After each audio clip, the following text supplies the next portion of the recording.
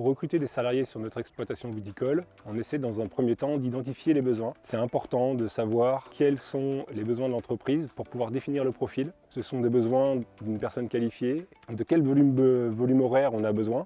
Est-ce que c'est quelque chose qui va être durable dans le temps, poste donc un CDI par exemple, ou est-ce que c'est plutôt un besoin ponctuel?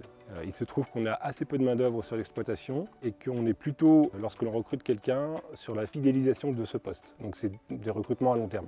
Alors une fois qu'on a défini les besoins de l'entreprise, en fait on déclenche le recrutement par les différents réseaux qui sont sur la région. Donc ça va être l'ANEFA, ça va être Pôle emploi, ça peut être aussi Le Bon Coin. Et à partir de là, on reçoit les offres de recrutement et on décide de retenir certaines offres. On répond à toutes les candidatures, qu'elles soient positives ou négatives. C'est important de pouvoir répondre aux gens. Et à partir de là, on décide de faire des entretiens d'embauche. Et ce sont de vrais entretiens d'embauche, ce ne sont pas des entretiens d'embauche qui sont faits entre deux portes. On essaye plutôt de prendre du temps. Alors moi j'essaie de caler à peu près 1 heure, mais c'est rarement 1 heure, c'est souvent moins. Une fois qu'on a fait ça, on regarde un petit peu sur le panel de personnes avec qui on s'est entretenu, quelles sont celles qu'on peut ou pas retenir.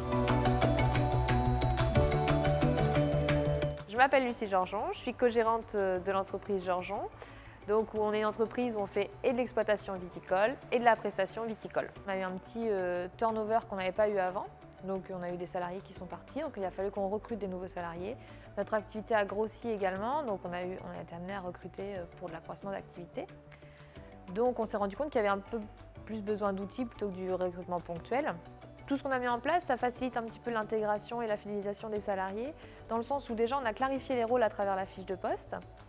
Donc on sait plus vers là où on va pour chacun en fait. L'employeur, nous on sait ce qu'on attend du salarié, le salarié sait se positionner aussi par rapport à son poste. Après je pense que aussi d'avoir sensibilisé l'équipe de manière générale à l'intégration des salariés, on a une fidélisation qui se fait naturellement parce que le salarié se sent intégré à l'équipe assez rapidement.